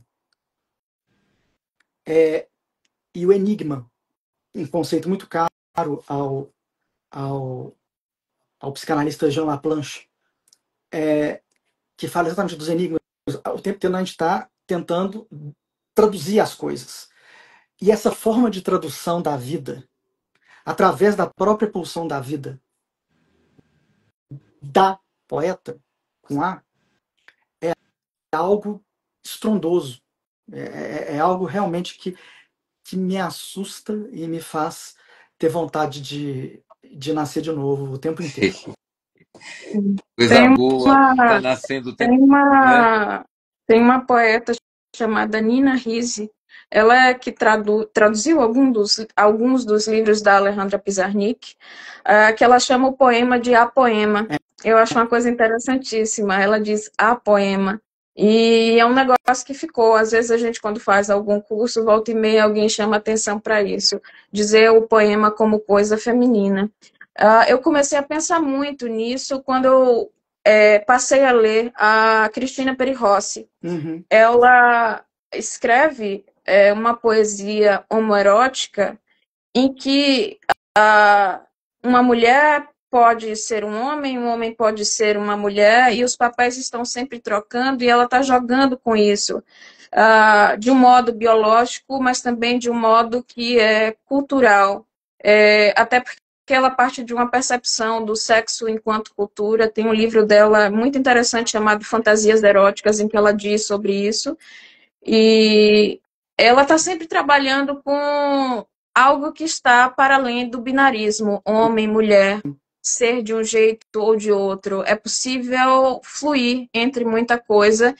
E eu acho muito bacana, porque ela tem uma formação, se eu não me engano, em biologia, então ela está sempre trazendo questões do corpo, da natureza, como coisas que já dizem de algo que está além do ser homem ou ser mulher. E outra coisa, a própria Miriam Fraga uma vez foi perguntada sobre poesia, sua poesia ser feminina, e ela questiona, né? É uma poesia que é feminina porque é uma poesia feita por mulheres, ou é uma poesia que fala de mulheres, né? Então é preciso saber, às vezes, como pontuar as coisas, porque uma poesia feminina, ela é plural também, né? São poesias femininas, há diversos femininos e é plural. É feminino porque diz da mulher, é feminino porque é feito por mulher, e a depender de onde venha, é um feminino diferente, né? Porque nós pronunciamos as coisas de lugares diferentes, sendo mulheres que pertencem a classes distintas, a países distintos, enfim, lugares distintos mesmo. Estamos Talvez aqui seja a estética da estamos aqui existência, né? com dois poetas profícuos, mas nós precisamos agora ir para um outro momento em que vocês vão cada um escolher um poema de um poeta ou de uma poeta de sua predileção de qualquer parte do mundo. Entendeu? Porque já vai dar 9h30, para ver se a gente às 10 horas, no mais tardar, a gente fecha o Poesia na Boca da Noite. Laís de Araújo, qual foi a poeta ou o poeta que você escolheu e qual poema que você vai dizer para a gente? Depois você diz o porquê de ter escolhido essa ou esse artista da palavra. Desculpe a forma brusca como eu cortei essa conversa Tem que profícua, muito ser, interessante, mas é porque é o meu papel aqui também. tem que ser, porque senão aqui vira uma mesa de bar. Eu já percebi que vocês dois são dois papagainhos assim maravilhosos, entendeu? Deixa me ver aqui. É um da Alejandra Pizarnik, de um dos livros que eu mais gosto dela. Eu não tinha, na verdade, escolhido, né?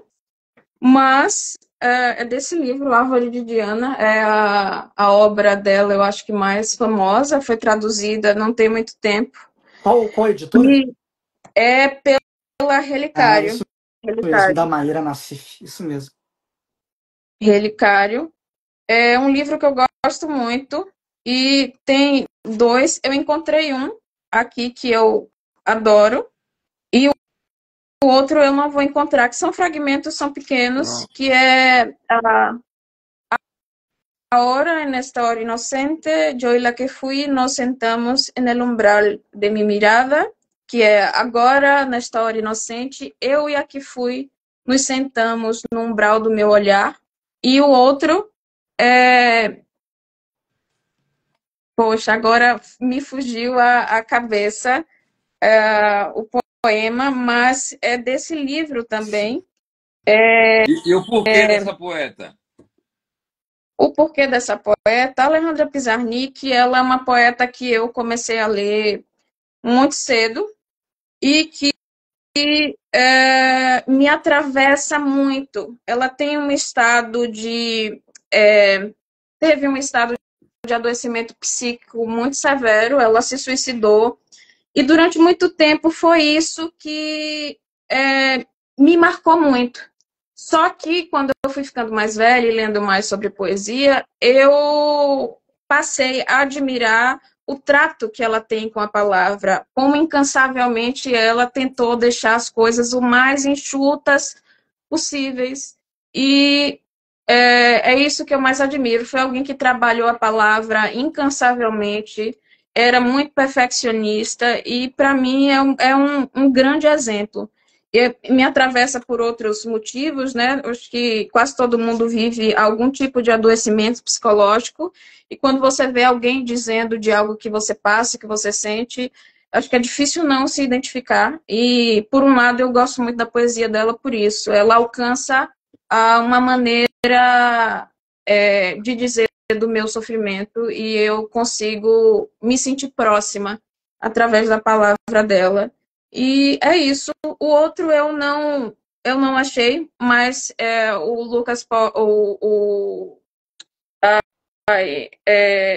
esqueci o nome porque não está aparecendo aqui para mim. Eu, Lucas, Então tô certa. tá certa, Eu isso. falei Lucas e imaginei que não era Lucas depois. O Lucas não tá aparecendo para mim. Depois que ele falar o dele, se eu achar, eu digo, porque é uma linha Tranquilo. só.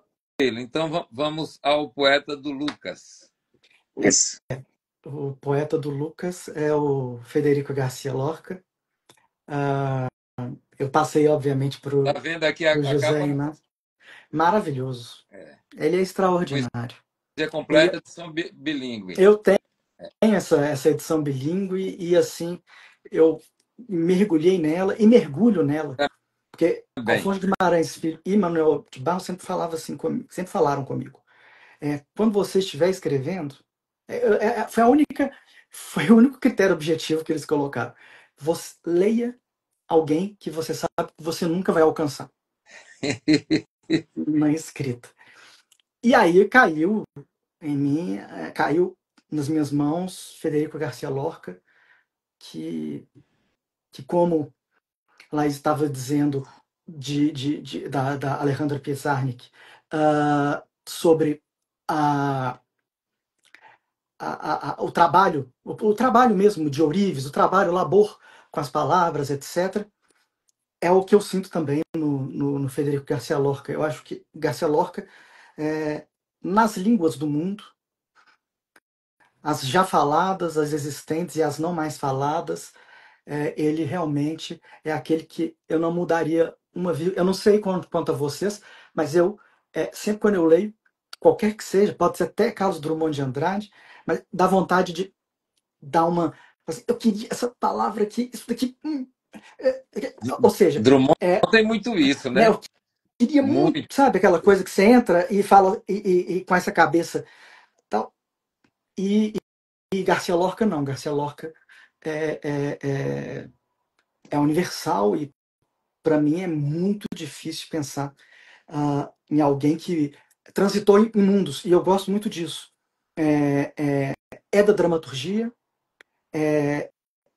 era dono de um teatro, era homossexual, era um poeta fortíssimo, que considerava a poesia uma fala cidadã, o que foi confundido na época da Grande Guerra Civil Espanhola como se fosse um opositor, mas que de fato era, mas que não estava expresso, absolutamente expresso, no primeiro momento. Depois sim, depois a coisa ele coloca em absolutos panos limpos ou panos sujos. Mas eu não consigo entender que o ser humano seja capaz de construir uma obra como Federico Garcia Lorca. E agora eu vou fazer a leitura do poema que você escolheu, que é o Fábula e Roda dos Três Amigos, de Federico Garcia Lorca. Henrique, Emílio, Lourenço. Estavam os três gelados. Henrique pelo mundo das camas, Emílio pelo mundo dos olhos e feridas das mãos, Lourenço pelo mundo das universidades sem telhados. Lourenço, Emílio, Henrique. Estavam os três queimados. Lourenço pelo mundo das folhas e bolas de bilhar. Emílio pelo mundo do sangue e alfinetes brancos. Henrique pelo mundo dos mortos e periódicos abandonados. Lourenço, Emílio, Henrique. Estavam os três enterrados. Lourenço no seio de Flora. Emílio na hirta genebra que se esquece no copo. Henrique na formiga, no mar e nos olhos vazios dos pássaros. Lourenço, Emílio, Henrique. Foram os três em minhas mãos, 3 montanhas chinesas, 3 sombras de cavalo, 3 paisagens de neve e uma cabana de açucenas pelos pombais, onde a lua se abaixa sob o galo. 1 e 1 e 1. Estavam os três mumificados, com as moscas do inverno, com os tinteiros que urina o cão e despreza o vilão, com a brisa que gela o coração de todas as mães, pelos brancos entulhos de Júpiter, onde merendam morte os bêbados. 3 e 2 e 1. Vi-os perderem-se, chorando e cantando por um ovo de galinha, pela noite que mostrava seu esqueleto de tabaco, pela minha dor cheia de rostos e pungentes esquírolas de lua, por minha alegria de rodas dentadas e látigos, por meu peito turbado pelas pombas, por minha morte deserta com um sol passeante equivocado. Eu havia matado a quinta lua e bebiam água pelas fontes os leques e os aplausos. Morno leite enclausurado das recém-paridas, agitava as rosas com uma longa dor branca. Henrique, Emílio, Lourenço. Diana é dura, mas às vezes tem os peitos nublados. Pode a pedra branca latejar no sangue do servo, e o servo pode sonhar pelos olhos de um cavalo. Quando se fundiram as formas puras sobre o cri-cri das margaridas, compreendi que me haviam assassinado.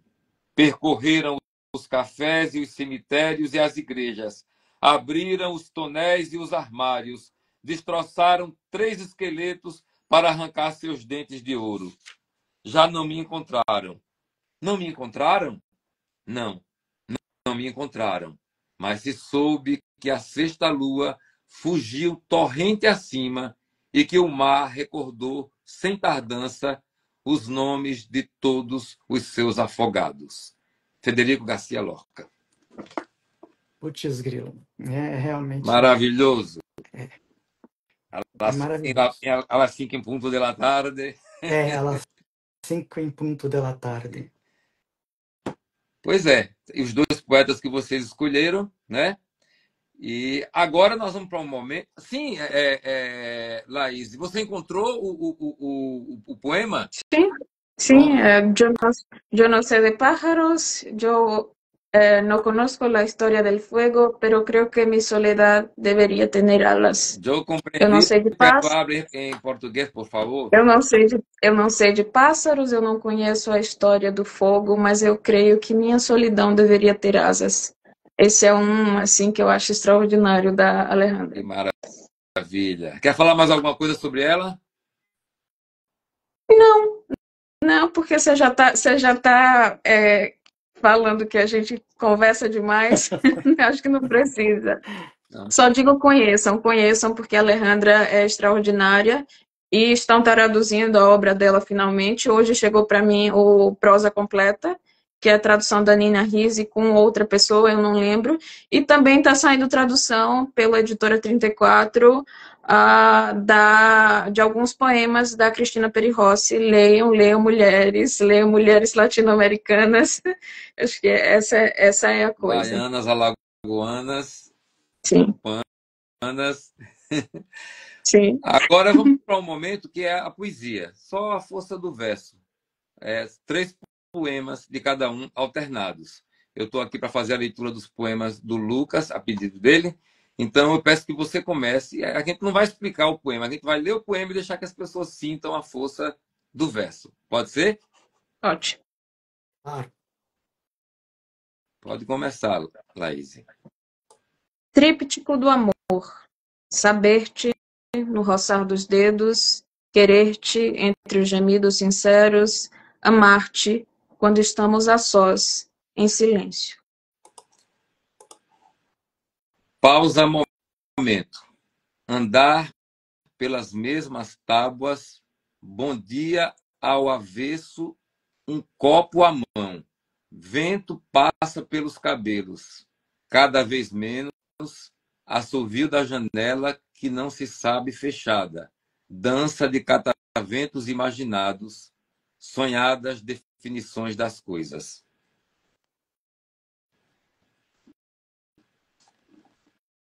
Promessas antigas, amores novos. O céu branco e encrespado como um mar com as espumas de grandes ondas. Uma rua cheia de vozes, palmeiras e lavandas, no dia de selar o compromisso, o casamento, um amor novo.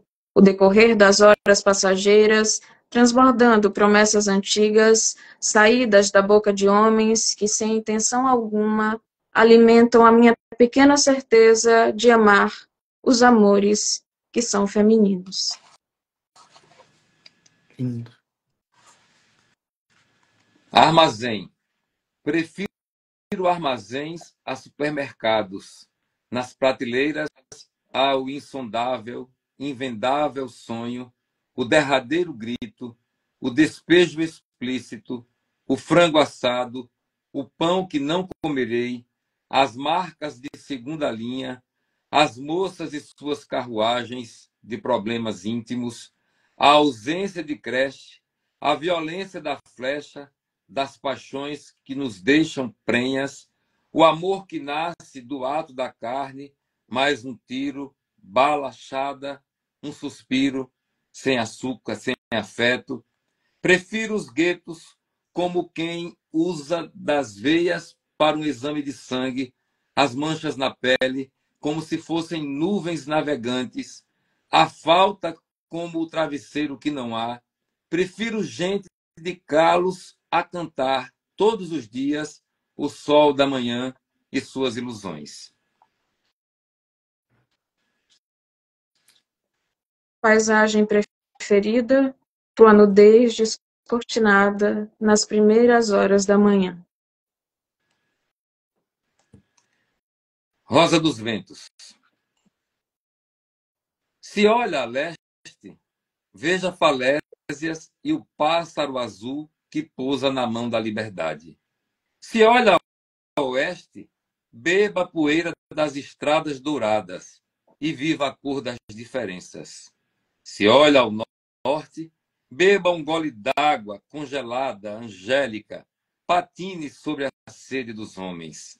Se olha ao sul, o sul, use olhos leitosos, retire do corpo as dores, como quem derruba pelourinhos, sacia a felicidade com o garimpo dos irmãos e irmãs que entendem o gesto de uma flor na mão. Depois, escolha qualquer caminho. Qualquer vento leva à porta da vida fora do Éden, a que produzimos por amor à carne, o pensamento e as palavras. O que me interessa. A vida acontecendo é o que me interessa. As cabeças calvas, os cabelos brancos, as vozes roucas de um grito não ouvido. Os cachorros que vão no colo, cuidado, as crianças que cresceram demais para estar no braço, mas não sabem. Os vendedores que ouvem mais não do que sim, mas estão no mesmo lugar, no mesmo trajeto, todos os dias. A linha de óleo no mar, mistério ou crime. As borboletas, as libélulas que voam furtivas pelo ar.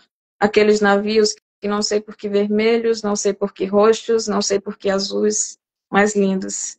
A moça cantando desafinado um trecho de Maria de Você. O menino que diz para o outro que não sabe porque continua com bafo, mesmo escovando os dentes em voz alta, porque ainda não sabe que a honestidade tem um preço. A noite que cai, as luzes que acendem, a espera necessária, o riso cúmplice, o olhar espelhado, o sono que pesa nas pálpebras, a hora de partir, o abraço do adeus, a lembrança daquela bolha de sabão única, pairando na imensidão do céu, misturando azul, transparente, Furtacor.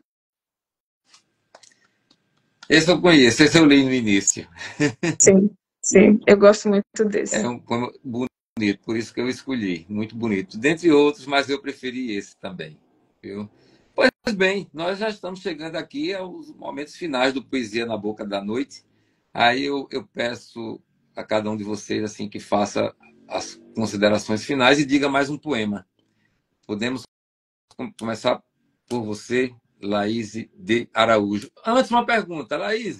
Daqui a um ano teremos um livro da poeta Laís de Araújo? Não, não, porque eu estou prevendo esse livro para quando 30. Eu mantenho a ideia de depois dos 30. Tranquilo.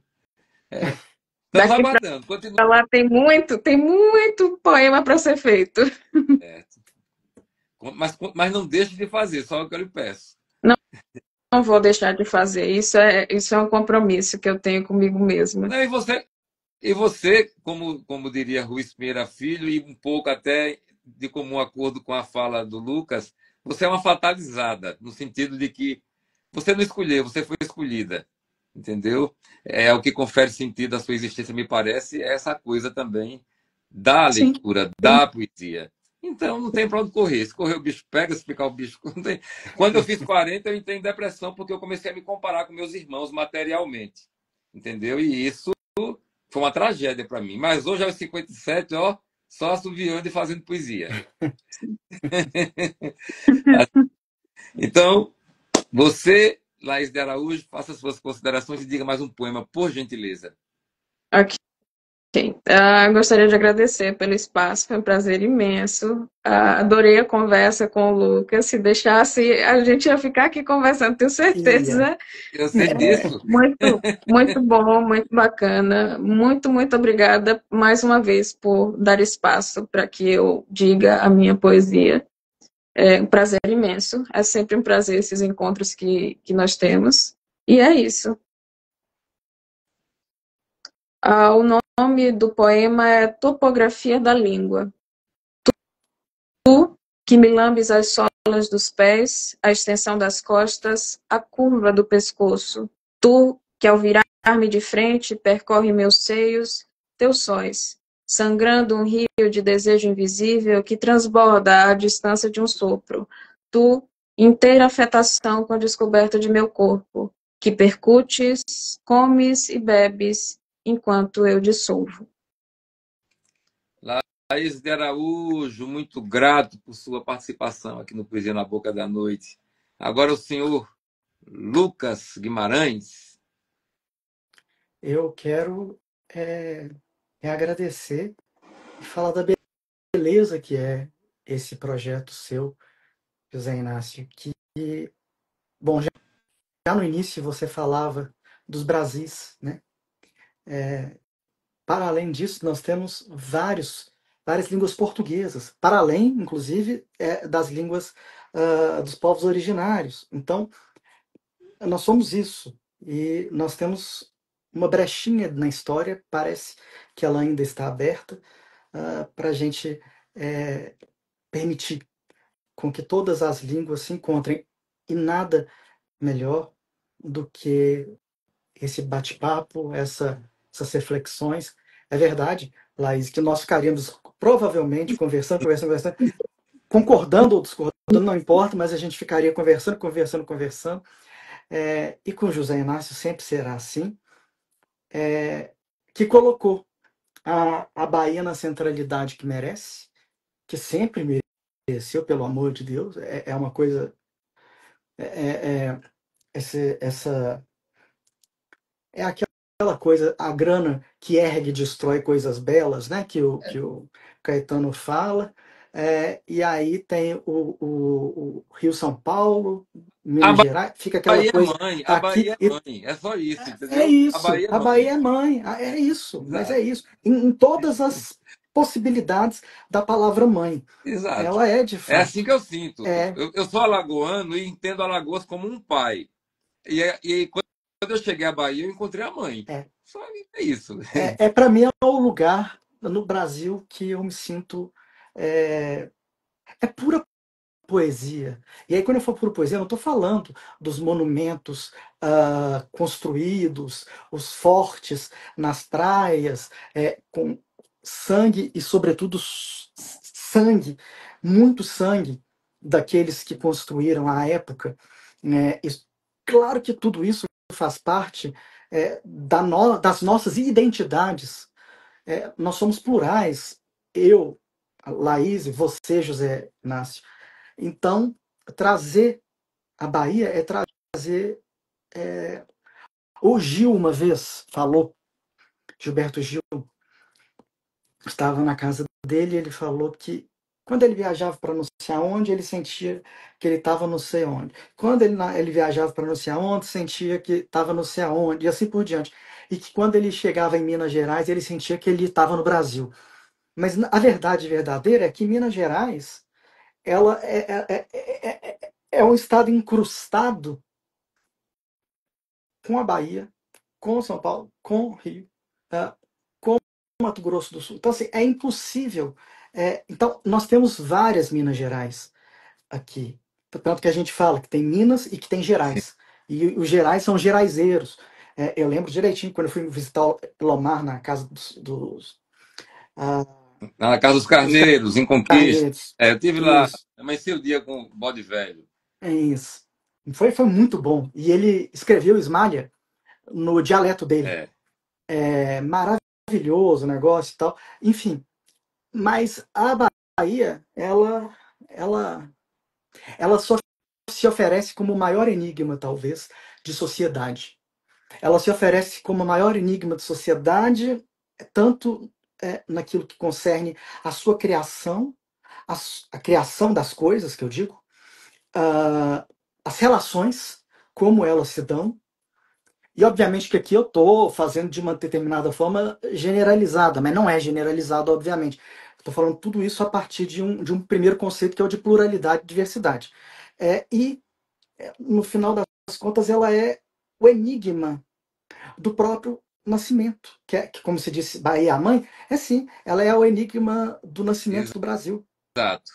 E é por isso que eu vou fazer a leitura de um poema seu que vem das pedras até chegar às palavras. Das pedras Esse às é palavras. inédito. Eu, profeta do fim, devo ser justo. Tudo é terminado tanto antes que iniciado. Eu, de volta para casa, molho a orquídea que não se abala, que já terminada. Eu, quando funcional, jogava ração para homens e mulheres que sorriam nos jornais. Que jornais eternizam o que não há, o que já foi nem voltará? Entretanto, a água que me consome, que transforma choro em esperança, sempre regará a última criança nas pedras e novas praias que nascem quando as palavras serão nada. Lucas Guimarães, a quem eu agradeço muito pela presença aqui também. Obrigado, José Inácio. O Poesia na Boca da Noite só acontece porque vocês, os poetas, aceitam o convite, vêm para cá e fica esse registro bonito, esse encontro, né? Possivelmente você não conhecia a Laís, nem a Laís te conhecia. Não. Eu te conheço pessoalmente, não conheço, e conheço a Laís também, lá da Flipelô. Você esteve com você no Fórum das Letras em Ouro Preto e depois em Belo Horizonte. Né? Então, espero que vocês mantenham uma sintonia fraterna e poética e que, na medida do possível, também apareçam aqui para prestigiar os colegas que virão mais adiante. Né? E vamos manter acesa essa coisa, né? A chama da poesia. Viu? Já está mantida e agora eu vou ficar o tempo inteiro olhando também nos perfis de Laís se tem alguma coisa nova por aí. A Laís disse que vai ser Apesar de ela maravilhosamente falar bem. que espera tentar, né, para publicar, mas Laís, eu de uma certa maneira entendo, porque eu também só trintado que publiquei o primeiro livro. Eu também, foi com Pois 32. então, 32. só Álvares de Azevedo que fugiu dessa e com 17 anos já tinha escrito Lira dos 20 anos. também. Rambo com 16, 17 anos, em Saison Non Faire. Pois é. Meus queridos, olha, terminando aqui, eu vou colocar vocês como colaboradores. Caso vocês aceitem, vai ficar lá Claro. no Instagram de cada um. E também vou baixar e depois subir lá para o YouTube, né? Para ficar esse registro desse momento muito especial. Dois poetas profícuos que têm muito a dizer. Mas nós temos também um tempo de live. Essa foi a maior live de todas até agora, entendeu? Eu peço desculpas. E foi Da uma minha parte, alegria. eu peço desculpas. Não, eu agradeço. Não estou reclamando, não. Estou só dizendo que, viu? Meu carinho, um beijo carinhoso para ambos. Agradecer a todas as pessoas que passaram por aqui, né? Os espectadores, né? E a nossa audiência. Então, muito obrigado mais uma vez. Boa noite. E eu vou pedir licença, encerrar e cuidar em salvar aqui. Demora um pouquinho que eu vou procurar uma imagem que nós três estejamos bem, entendeu? Perfeito. Então, muito obrigado. E licença aqui, por favor. Obrigado, gente.